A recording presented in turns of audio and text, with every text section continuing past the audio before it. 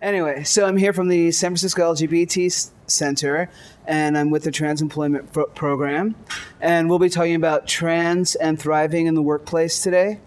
Thank you all for coming in. And here's our agenda for today. So we'll go over introductions. That includes you. Who is TEP, or what is the Trans Employment Program, and how can we serve you? What's your dream today and why it matters? We'll talk a little bit about that. 5 important tools we want to share with you, and we'll talk about some barriers to overcome, and then we'll take questions and answers, and I'll give answers. And know that, of course, you can ask questions as we go along. Because the group is small, I'm going to try to keep a mellow pace, because usually when it's bigger, it takes longer. So let me know if I'm going too fast. So that's me, and my name is Fresh White, and I'm a certified coactive coach. That's what my CPCC stands for, and I'm an employment specialist, so I use my tools as a coach to help people live their dreams, achieve their goals, practice the things that help them get where they're going. Somebody had asked me before so I'm a speaker. I've been doing trainings in San Francisco and Marin since 2003, mostly in schools, but also in government agencies, universities, and corporations. A little bit about us and what we offer. So, one-on-one counseling services. We make up appointments. I was telling P, once we get you set up, and we'll figure out how to make that happen, we can actually talk on the phone during your lunchtime or something, or at 5:30 or something, or 8:30, depending on what your schedule is. So we offer one-on-one counseling, just checking with individuals, finding out what they're looking for and what's blocking them. The job readiness assistance includes helping you create and or review resumes, cover letters. Well, let me back up a second, because actually, what we like to do is review the resume. For people who don't have resumes, we generally refer them to come to the library to create your resume. They have tools online, and we really don't even have the capacity, but we will review once you've started creating it. Same goes for cover letters. There are tools here at the library to help you create one. We will help review it for you, and in particular, help you shape one to fit the job that you're looking for. And we offer mock interviews. So if you're like, I'm going to apply for a job tomorrow and I'm scared to answer these questions, we'll do mock interviews with you. And there's more. We have Work It, which is a professional life and job skills workshop, particularly for trans and genderqueer individuals. And this workshop, we do a lot of focusing on being both our authentic selves, accepting and really loving and honoring our authentic selves, and how to be with the general public as we're transitioning, because there can be a lot of trauma and stuff that comes up, and what's ours and what's theirs, and how to negotiate, always being our best. And then on the bottom is the employer competency trainings. The center, I do them through the center, so the ones that I mentioned. Through the center, I mostly do with government agencies, and we've done a couple of corporations. And then I already talked about how I do other trainings, both actually now in the East Bay as well.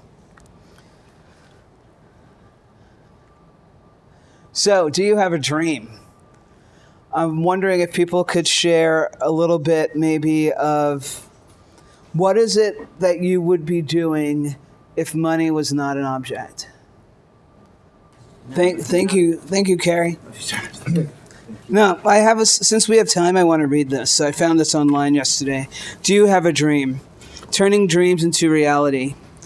I have big dreams, and I have no doubt that you do too. I also realize that there are many things and some big things that need to be done in order to make the dream a reality. As I learn and grow, I realize that I will not be able to accomplish the goals and make the dream a reality if I'm not really committed. Commitment takes guts. It might be easy to dream, but making it a reality takes hard work.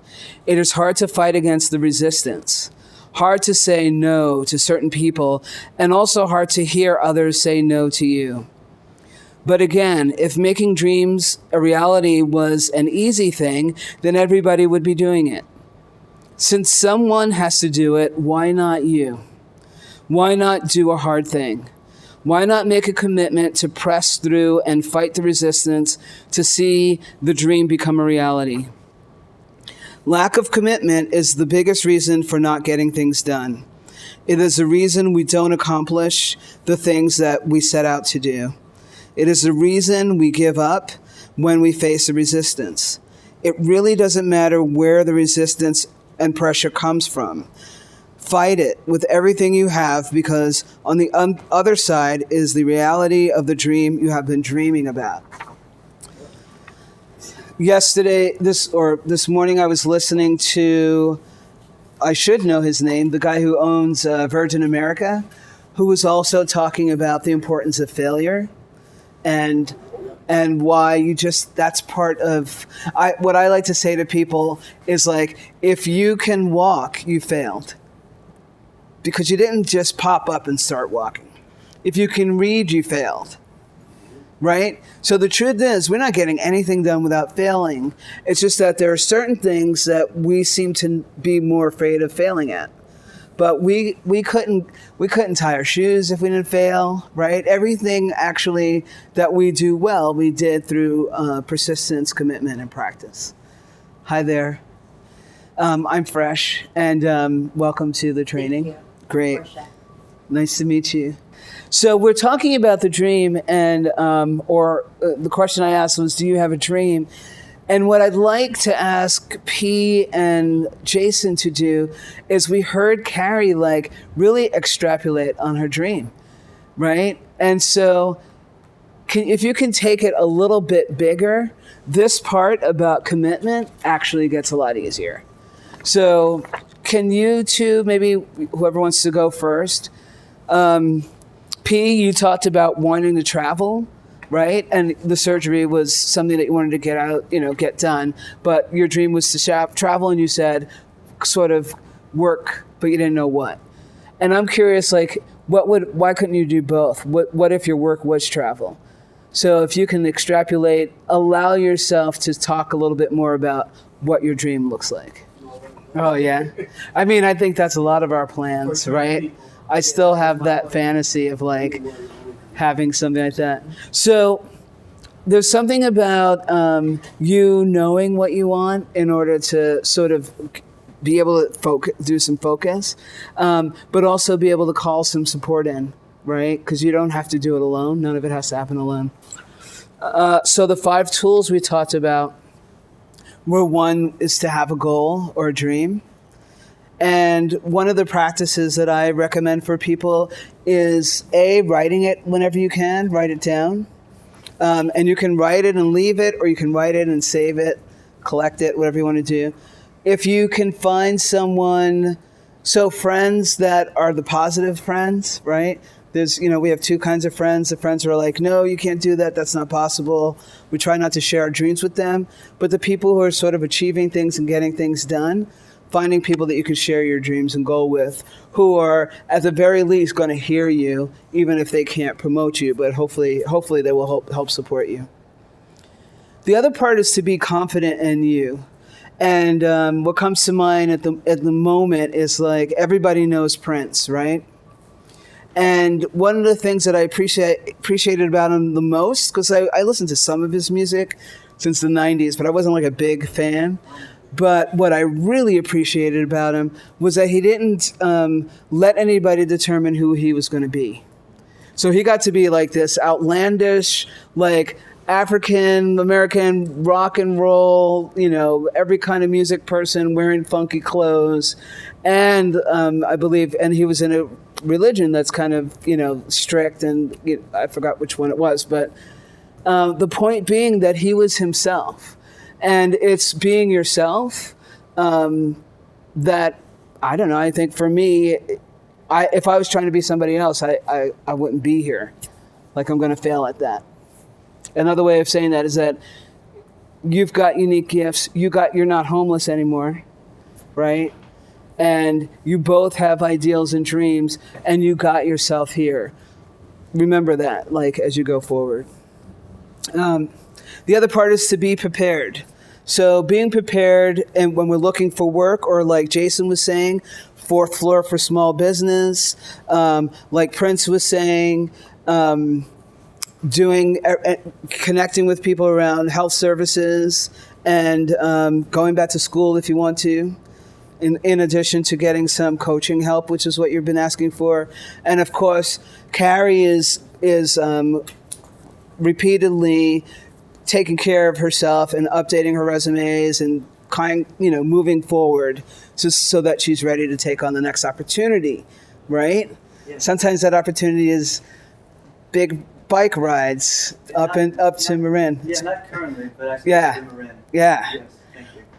So finding a mentor ally might not be your friend. It might be somebody at the library or somebody at somebody in your community, someone who's successful and that you can touch is the way I want to put it. So it's great to have mentors. I definitely have mentors, like Tavis Smiley is one of my mentors, right? But he doesn't know who I am. But I still get to see what he's doing and what about him do I want to emulate. But also having a mentor down on the ground. Who are the people around me or in my community that I can maybe tap into who is going to help support me as I try to move forward with my goals and dreams? So, and then knowing your rights. I actually brought a couple of things. Do you have any questions about any of these so far? Yes. Well, only because it's on there. I'm assuming I know what it means, but if you say be prepared, I'm going to guess for some of the stuff that you put down over here and overcoming this kind of stuff and not being switched up when somebody throws something at you that's unkind or a little bit questionable remark or something when you're out and about. Is that part of that? And then being professionally prepared for the actual job that you're there to be engaged in? Thank you. That's a great question. So yes, prepared for the job that you're engaging in, but also being prepared to take the next step in your goal. So doing your homework, figuring out what that is, finding out your resources, figuring out what that is. Because what happens once you have a goal and you're confident about it is opportunities start showing up. They really do. It really is like magic. And so you want to be, this leads a little bit into another conversation that Carrie and I have had. We have in the Work It program that I mentioned, we do like a couple of weeks of talking about self-confidence, self-esteem. As trans people, we can really get wrapped up in worried about what other people are thinking about us or what they're seeing, right? As African-American males, we might have a little stress happening sometimes when we're walking down the streets, or even people of color or gender, right? Everybody has something. And so if you can figure out how to manage that or be aware of when that's coming up, you can also be prepared for any opportunity that comes your way. So this one is not exactly legal stuff, but I do want you to know your rights. And one of the things that comes up a lot for trans folks is, I don't have any references. What do I do about that? Everybody knows me in my formal name. And so one of the things that we like to emphasize is that you don't have to have, if you had 3 jobs in the last year and you're worried that somebody on that job is not going to respect you, or you won't get any respectful references, go to friends, go to counselors, and use them as references. So I'm a reference for people, that kind of thing. The other thing is, and I'm going to pass this out, and then we'll talk a little bit more about rights in general. So, what's the law on filling out a resume and job applications should be covered in here. And basically, you have the right to use your chosen name when applying for jobs and on your resume. Not a problem. And I do want to write something on the board. Let's say that your chosen name is, let's just go easy. Your chosen name is Mary. And you keep your last name, but your legal name is Michael, right? So what you would do, everybody following me so far, your legal name is Michael?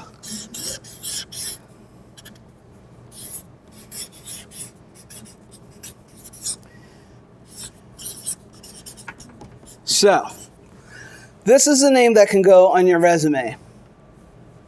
Everybody know what a resume is, right? It's the form that you sent in before.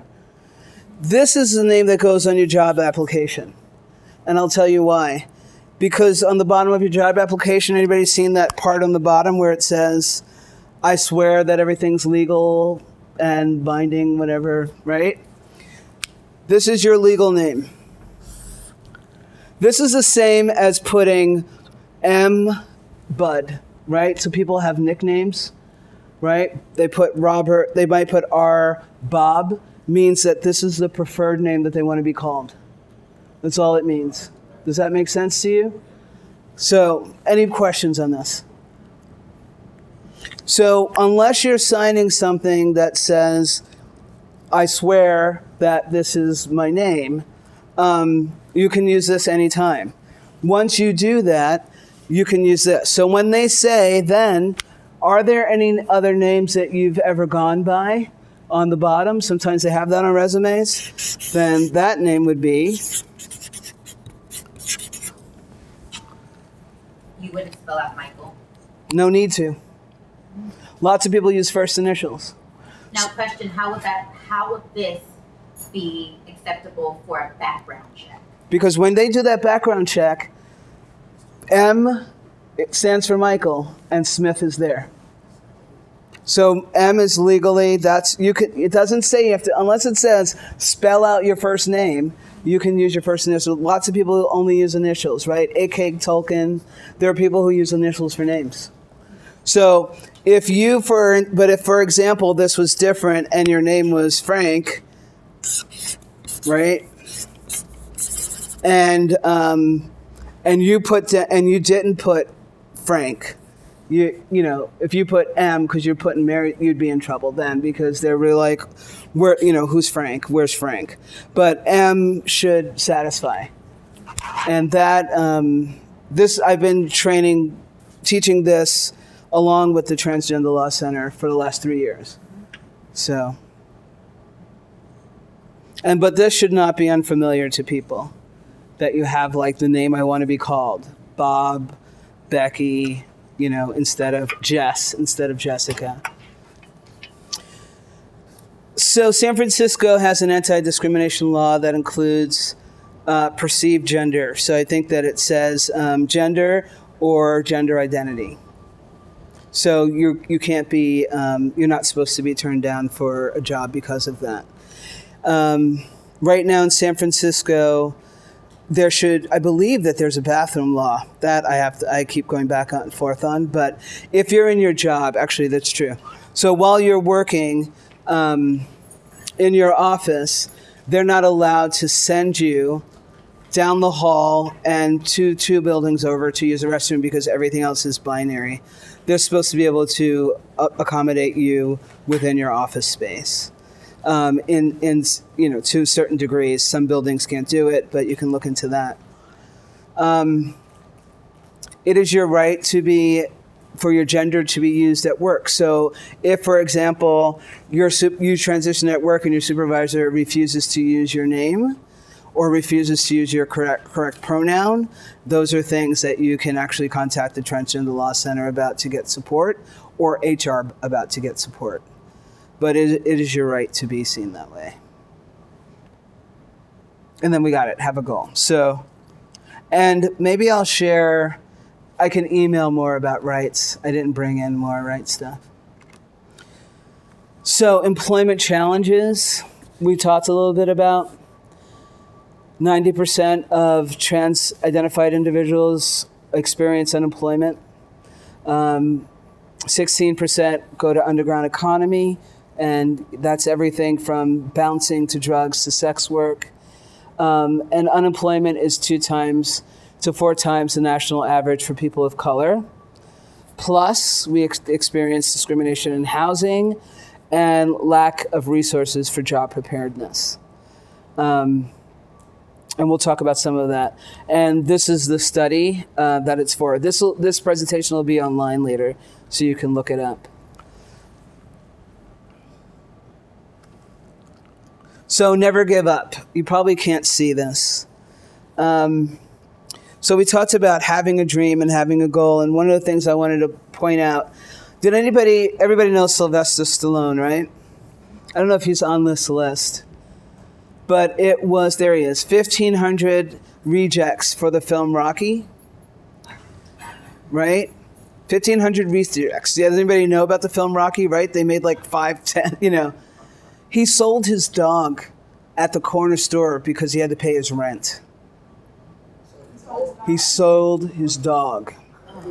And within a month, he got his first contract and bought the dog back. But he sold it at the corner store. Everybody knows Harry Potter. For some reason, this person doesn't list a lot of women, but Harry Potter, I think it was 63 rejects, something like that, upwards of that. 63 times she kept sending her book in. Imagine getting all these letters in the mail going, no, no, no, no, no, no, no, no, and just keep putting it out.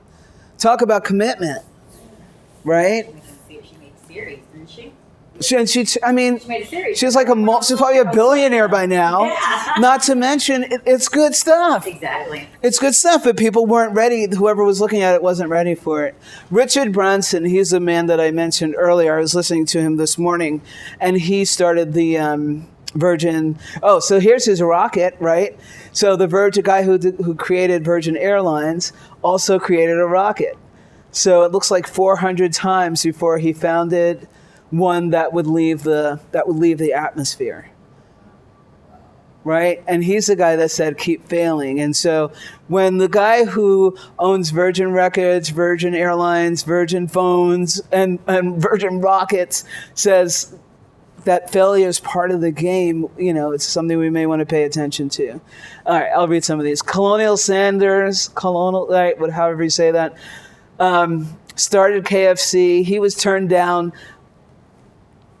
1,009 times when he tried selling his chicken recipe.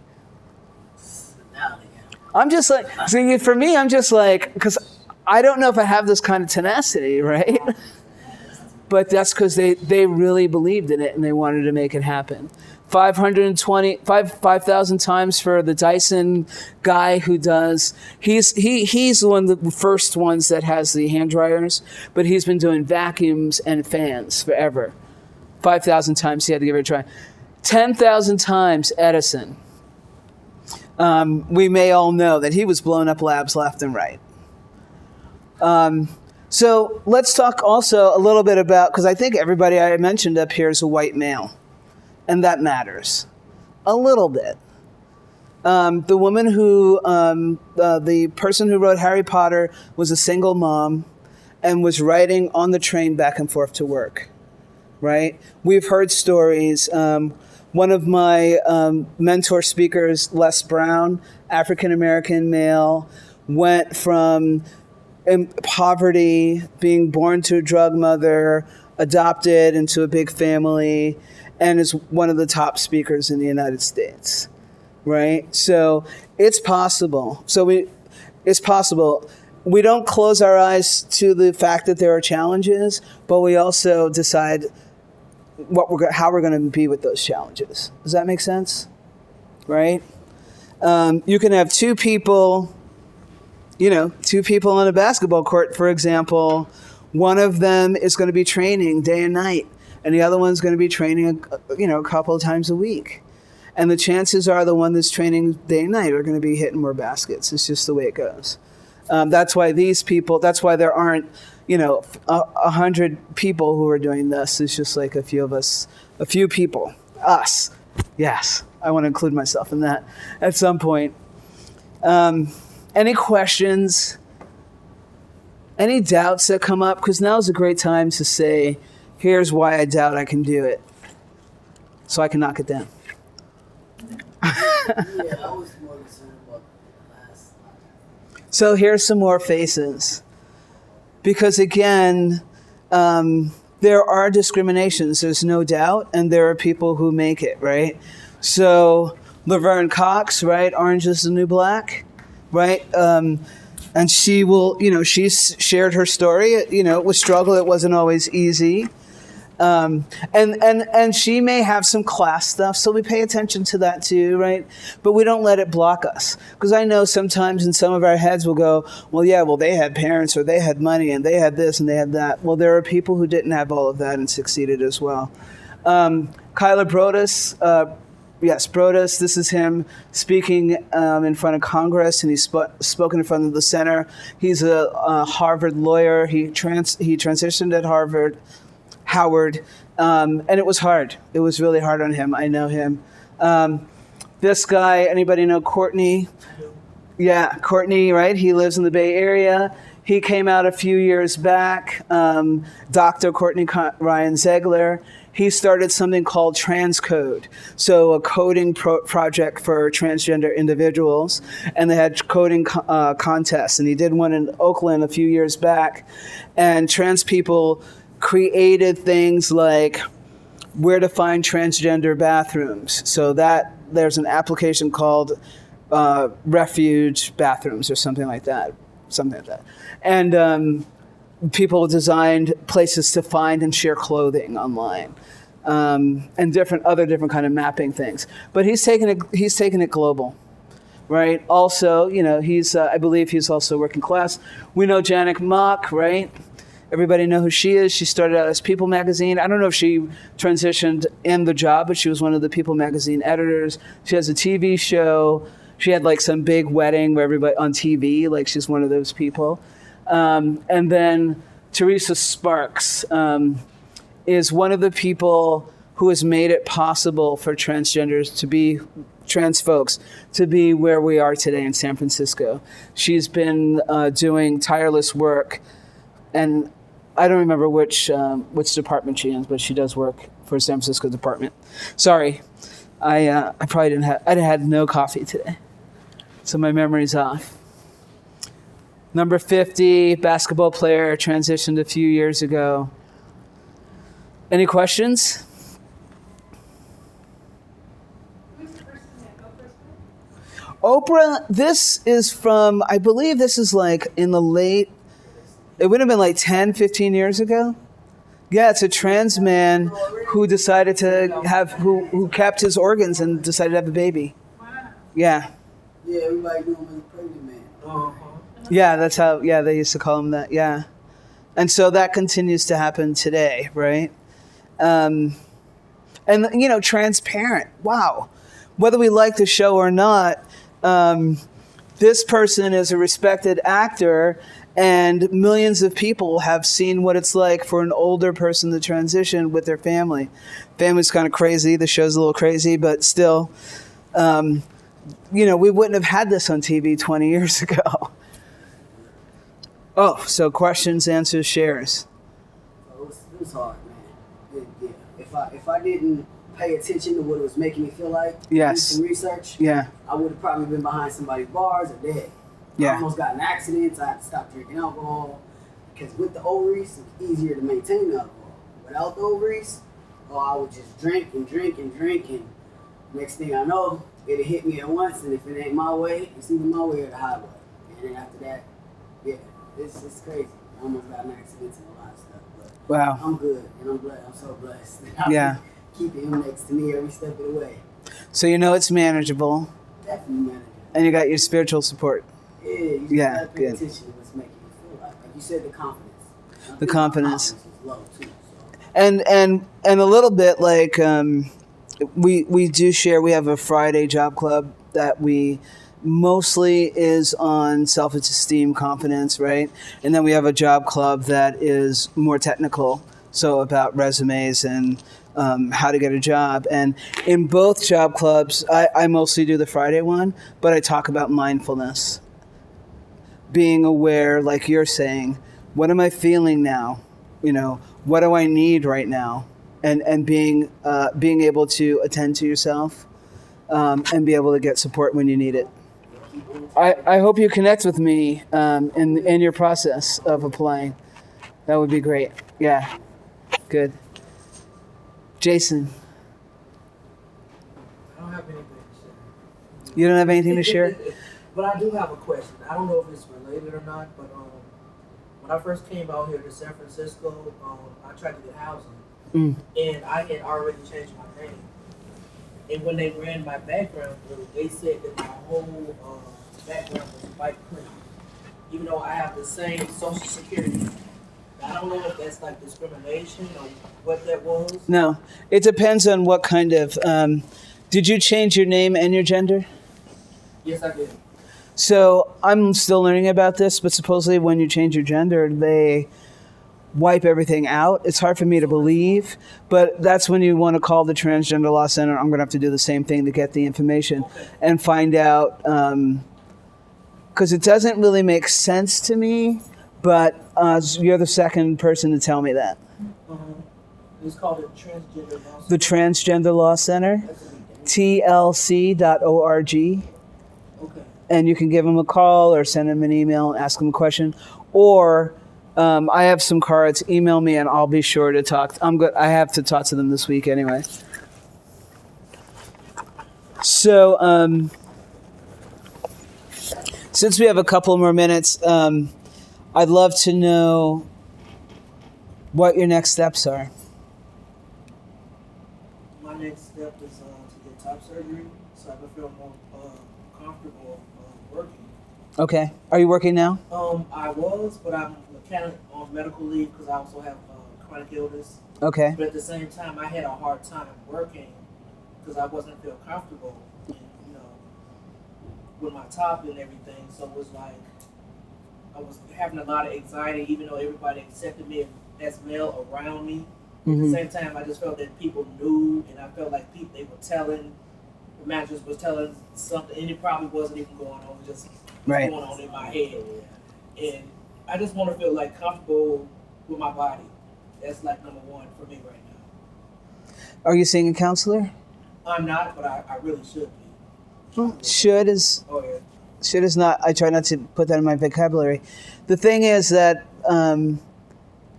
like P was saying, counseling and talking to someone who can help guide you or listen is not about being crazy. Crazy is like all of us are a little crazy. All of us walk over homeless people and have to do this every day. It makes us it causes us stress. The latest news is causing people stress. And being able to share, whether it's the news or whether it's our transition or whether it's getting through blocks and being able to talk with someone that we can trust about it, is the healthiest thing you can do for yourself. It's healthy. I'm going to show you something real quick. I should be able to get it up fairly fast. Let's see. Being able to hear other people talk about their experiences transitioning and what they go through and their insecurities actually can be really healing. And some of these folks actually live in the area. So it's not just anybody, but people that you might be able to meet shortly in the future. Do you have volume? If you can't do it, it's okay. Oh, we should be able to make this happen. So these speakers are just kind of cranky and old. Yeah, that part we got. In the meanwhile, while they're doing that, any other questions you have for me? What would you say the population of transgender people is? I think a report came out recently that said something like 1.2 nationally, 1.2 million, I think. A million? You heard it. It's not 10%. It's not. It's not 10% of trans. 10% is the number we used to throw around for the gay number. Oh, that's why. The other thing I wanted to say was that transitioning isn't the end, right? And it's important to know that. It sounds like you're still getting support. I get support all the time, a lot through YouTube, TED Talks, or some motivational talks. And it's important to note that while we hear about, every year we hear about all the trans murders, and they're primarily around trans women and trans women of color, that 38 to 55% of trans men are attempting suicides. So it's also a silent thing. So if you do know or meet trans guys that are having trouble assisting them with getting help, because 46% are African American and 55% are Latin and Native American, and that's a high attempt rate, right? And that's only what's reported. So I just wanted to add that. In closing, please, you have my card now. You can go to the website, the Transgender Employment Program website. But so you know how to reach out here. You have now met Danya. If you haven't met her before, she can tell you about other resources in addition to the business program that she's running. And are you a resource for us? Yes, I am. Tell us about it. I will give you my business card, but the city and county of San Francisco has a program that supports diversity in all different type of ways. I am the designated recruiter for that, and just kind of going out and educating people. We have tons of positions that many people diversity want to enter into, and they get I wouldn't even say a step up, but I've made it in a way where they don't have to compete against other people. So usually we do require an exam in order for many of our positions. And with this program that I'm supporting, you do not need to take the exam. You are automatically given an interview and given a chance to sell yourself. Wow. So, okay. that seems to be very big, especially for our community, because a lot of people feel as that they have to compete, and we've been able to break that bridge and barrier down for a lot of people. That's great. Yeah, the competition is hard because we have, especially at this time, so many privileged people in town. It's really hard to compete with them. Somebody told me recently that, I guess up until the 60s, San Francisco was 40% African American. Yeah. 40%. Yeah. When I got here in 91, it was 14, and now it's 0.3. Yeah. So that's a wonderful opportunity that you're providing for both African Americans, but also the whole diverse Correct. group. Questions? Any other questions? So I hope to hear from everybody. Thank you for coming out. Hopefully I'll come back in the future and we'll double or triple the size. Okay. Yes. What do you do outside of here? You probably told us already, but well, I work part-time as an employment specialist, and then I work another full-time job as a life coach and career coach. I have my own business as a coach and my own business as a trainer. Yeah. Thank you. Motivation. Thank you. Thank you, Precious.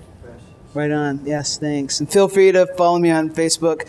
I tend to write inspiring things, they tell me. So. Thank you. All right, cool. I'm going to turn this off.